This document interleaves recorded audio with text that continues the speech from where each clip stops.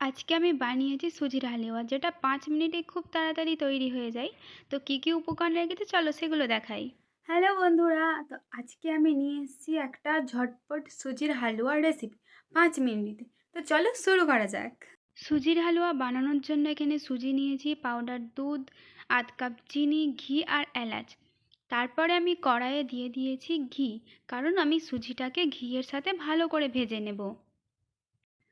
তারপর আমি দিয়ে দিয়েছি সুজিটা ঘিয়ের মধ্যে, কারণ সুজিটা না ভাজলে এটার কাঁচা ভাবটা থেকে যাবে। তো এটাকে ভালোভাবে ভেজে নিতে হবে। যে সুজিটা ভাজার পর আমি বাকি উপকরণগুলো এতে অ্যাড করব। আর কার কার সুজি খেতে ভালো লাগে এটাও জানিও। আর আমার ভিডিওটা ভালো লাগলে লাইক, কমেন্ট, শেয়ার, সাবস্ক্রাইব করতে একদমই ভুলবে না। তারপরে দেখো এখানে আমার সুজিটা ভাজা হয়ে গেছে। তারপরে এইতে আমি দিয়ে দিয়েছি দুধ। তোমাদের যদি দুধ বাড়িতে না থাকে পাউডার দুধও আমার মতো দিতে পারো, আর না হয় তোমরা শুধু পানি অ্যাড করতে পারো।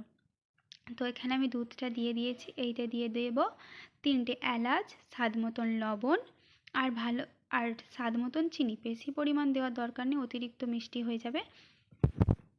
সব উপকরণগুলো একসাথে দেওয়ার পর ভালোভাবে মিক্স করে নেবে। তারপরে 2-3 মিনিট ভালো করে নাড়াচাড়া করে নেবে, তাহলেই তোমার সুজির হালুয়া রেডি। আর কেউ যদি এটাতে কালার দিতে চাও তাহলে তোমরা কালার অ্যাড করতে পারো, তাহলে এটা অন্যরকম কালার চলে আসবে। কিন্তু আমি এখানে পুরো প্লেন রেখেছি, আমি কোনো কালার ইউজ করিনি। তারপরে আমি সুজিটাকে নামিয়ে নিয়েছি একটা বাটিতে এবার নিয়ে নেবো। যে গরম গরম সুজি একদম ভাপ বেরোচ্ছে। আর ওপরে দিয়ে দেবো কাজু পেস্তা কুচি। আর এখানে আমার বিল্লুকে দেখো, ও সবসময় ঘুরঘুর করে।